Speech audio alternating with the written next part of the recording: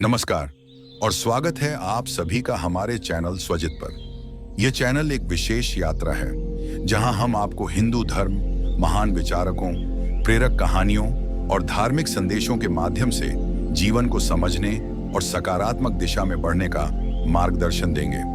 अगर आप भी आत्मबल, प्रेरणा और सत्य की खोज में हैं, तो इस चैनल से जुड़कर एक नई रोशनी की ओर कदम बढ़ाएं। तो चलिए शुरू करते हैं।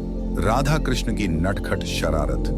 जंगल में मीठे फलों की चोरी, वृंदावन का घना वन हरियाली से आच्छादित था।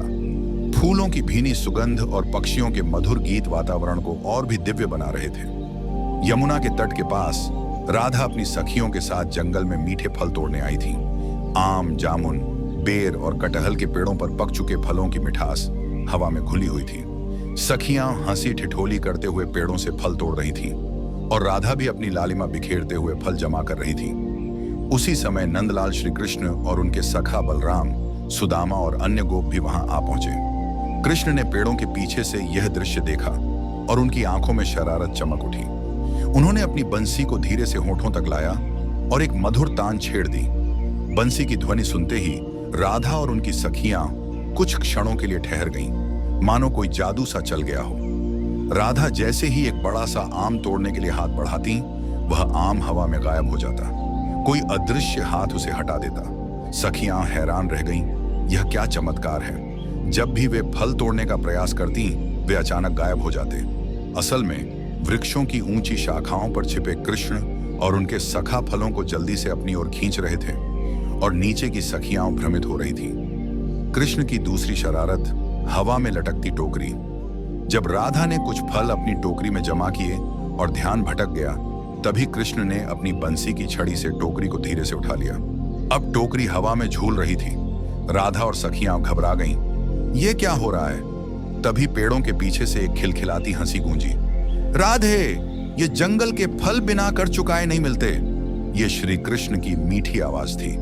राधा मुस्कुराते हुए बोली, तो क्या इन फलों के लिए तुम्हें कर देना होगा कान्हा? कृष्ण ने सिर हिलाते हुए कहा, हाँ, कर तो देना ही होगा, लेकिन केवल मिठाई या माखन से काम नहीं चलेगा। फिर क्या चाहिए? राधा ने चकित होकर पूछा। तुम्हारी मुस्कान और एक मीठा झगड़ा, कृष्ण ने हंसते हुए कहा। राधा भी मुस्कुरा दी और सखियों संग मिलकर कृष्ण को पकड़ने दौड़ पड़ी।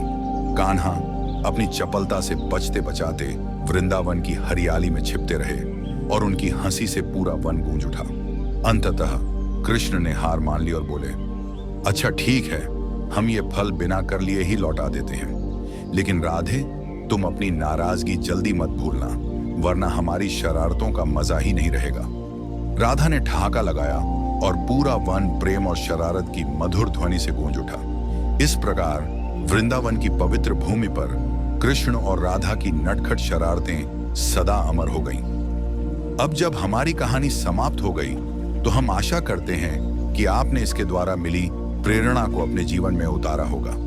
याद रखें, हर कठिनाई के बाद सुख की ओर बढ़ने का रास्ता जरूर होता है। इस संदेश के साथ हम आपको शुभकामनाएं देते हैं और चाहते हैं कि आप हमेशा अपने जीवन में सकारात्मकता और शक्ति महसूस करें।